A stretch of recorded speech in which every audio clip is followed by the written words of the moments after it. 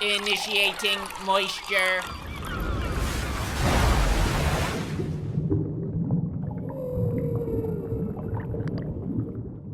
Hobbs and Shaw. It's exactly what you would expect after watching the trailer. Stupid, over the top, fun. It's exactly what you get. Fast and Furious has cemented itself as the go-to series if you want to just go. You don't want to think hard. You just want to see some shit explode. You want to see some nice ass in your face being shaken around a little bit when a nice song's playing. And you want to see testosterone overflowing, big meaty hands being thrown, fast fucking cars. And that's what you get with Hobbs and Shaw. And in this movie in particular, it's like some superhero shit. They honestly should have just dropped Fast and Furious and called this like DC's Hobbs and Shaw. It'd be one of DC's only good movies. It's just like an actual superhero movie. The Rock plays basically the Hulk. Jason Statham plays basically the Hulk. And Idris Elba plays Super Idris Elba. The characters are goofy, over the top. It's a constant, bickering back and forth between The Rock and Jason Statham, Hey, fuck you, man. No, you couldn't fuck me with a dick that small. My ass is too big for your little dick. Oh, you take that back, Hobbs. My dick's 10 times the balls your dick once had. It's just that throughout the whole movie with a little bit of family undertones, becoming brothers and good friends and stuff like that. It's cute. The plot's nothing to really think hard about. There's a virus that bad guys want to use to kill all the weak people in the world, and then it's just a full throttle action. My complaint with the action, though, is it's edited super poorly. There's at least 30 cuts per action scene until the last hand-to-hand fight. The last hand-to-hand fight in this movie is by far the best part of it, but up until then the editing was jarring. I know shaky cam's kind of the staple when it comes to action movies like this, but this was on another level. Like, it was that scene in Taken 3 where Liam Neeson jumps over a fence with 17 cuts in 3 seconds. It was that for every fight scene. It was disorienting for the most part. And I'm exaggerating, it wasn't every fight scene like that, but the majority of them, you had a hard time telling exactly what was going on, who was getting thrown, who was getting punched, and then at the end they cleaned it up and it made for a really nice final showdown.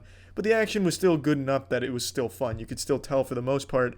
I do have to say, Idris Elba, for a superhero, didn't really use any of his super shit. When you first meet him, he has these eyes that tell him everything about the opponent, predict their every move, know how to dodge it and everything. He uses it then and then doesn't use it again until the very end of the movie. In fact, after the first time you meet him, he doesn't do anything super except get his ass beat until the end of the movie. It's kind of underwhelming as a villain who's being hyped up as this genetically or mechanically modified human super species, and then he doesn't do anything with it except get slapped around by the other two dudes. That's a bit of a complaint. I thought he was kind of a weak villain.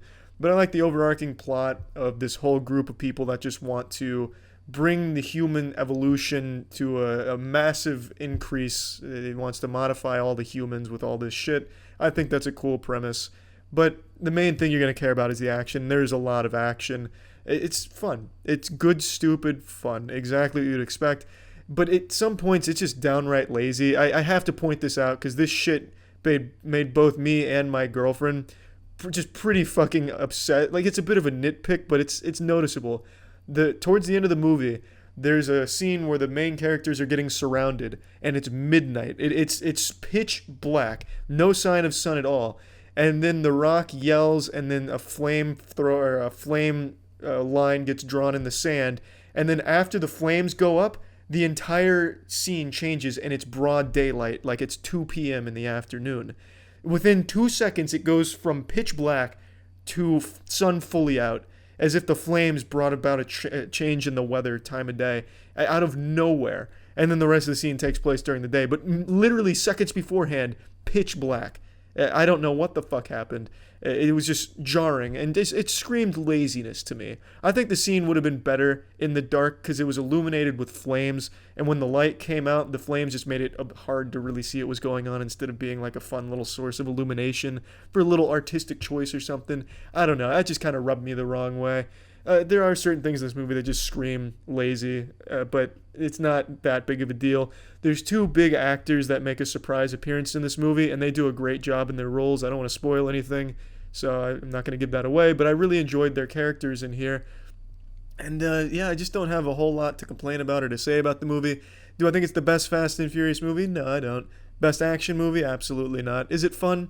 Yeah, it's definitely fun. There's nothing overly awful about it. There's nothing overly great about it. It's just a good little use of an hour and a half, 2 hours, whatever. I don't remember how long it was. Plugging this shit into the moist meter, I'm giving Hobbs and Shaw a crisp 65. I do recommend it. A lot of the dialogue doesn't really land. Some of the banter just kind of gets a little grating and really try-harding at certain points to sell you on the idea that these guys hate each other, but they might also want to kiss on the lips. It really kind of goes a little too hardy on there instead of letting it be a natural chemistry, but a lot of the times does work too. Again, nothing overly great or overly awful about this movie. I had a fun time with it. I don't think it's a masterpiece in action, but it's got me interested enough to see where Hobbs and Shaw saga goes next. Because this seems to be a flagship for a new spin-off of Fast and Furious instead of just a one-off deal. This seems like it's going to be its own series that runs concurrently with Fast and Furious, which I like, because I did enjoy the movie. So that's about it. So yeah.